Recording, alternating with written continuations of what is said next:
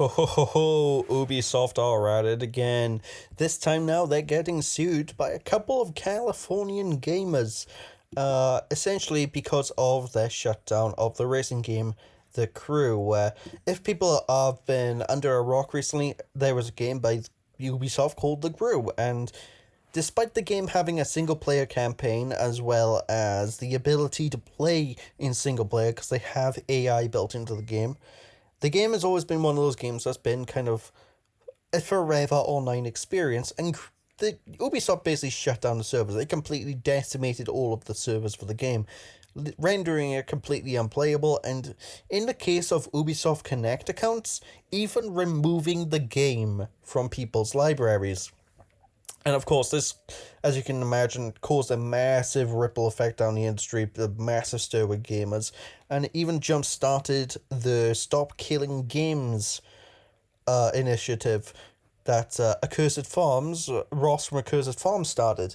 And that's an initiative I'm 100% behind, and I want people to really check out. There will be a link to it in the description, where it's essentially a method to help try and get some legislation out there to help keep our video games alive, because this is becoming a bigger and bigger issue every single year when more games are releasing that have online only attributes, and when that goes away, well, the game is rendered completely unplayable. And it's one of those situations where I honestly believe that it's essentially a scam. If you're paying money for a game, you should have that game in perpetuity, you know? Now, there are exceptions to this, and those exceptions are generally MMOs and the like that, but in those cases, I feel like the users, the standard community, should be allowed to host their own servers in order to combat this problem, you know, ladies and gentlemen? But anyway, how are these guys suing Ubisoft? Well, they're starting off a class action lawsuit because, Ubisoft shut down their servers after an entire decade of running them due to their server infrastructure and licensing constraints. And unfortunately, the game's dead. It's gone. But Ubisoft, to give them a bit of credit, they did offer refunds to people who recently, quote unquote, purchased the game. But given how old the game is, obviously not everyone could get onto it. Not everybody could play and, you know, get their refund, unfortunately. And that was the case by these two Californian folks who purchased physical copies of The Crew, which had, like, it says online required on the box in, like, really tiny writing, but apart from that, there was no real indicator that this game was a dead game. So these guys essentially wasted their money on a physical copy of this game that does not work anymore.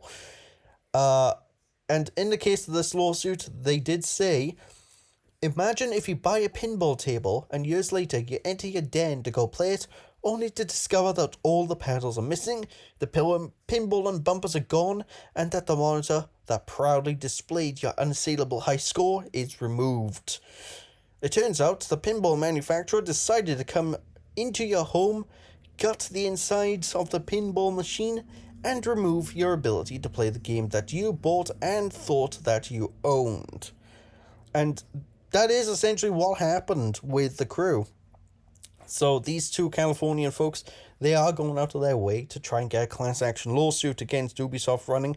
And while I don't have the highest of hopes that it will succeed, I want it to succeed. The main reason why I don't really have the highest hopes of it succeeding is because in terms of like copyright law, it's very, very, very skewed on the side of the developers and on the side of the publishers. So I am hoping this does, at the very least, give a light onto the problem and the issue at hand, and maybe get more people interested in solving the problem. But in terms of any like major benefits coming out of this, I'll be surprised. I want there to be like them saying, Ubisoft, you either refund the game to everyone who bought it, or maybe offer a way to play it offline and force them through the courts to do that. That's a dream, though. It's not happening, unfortunately. But it just goes to show how ridiculous this whole situation is. Because, like, again, it's a game with a campaign. It's got a whole campaign to it that is just no longer accessible, no longer can be played.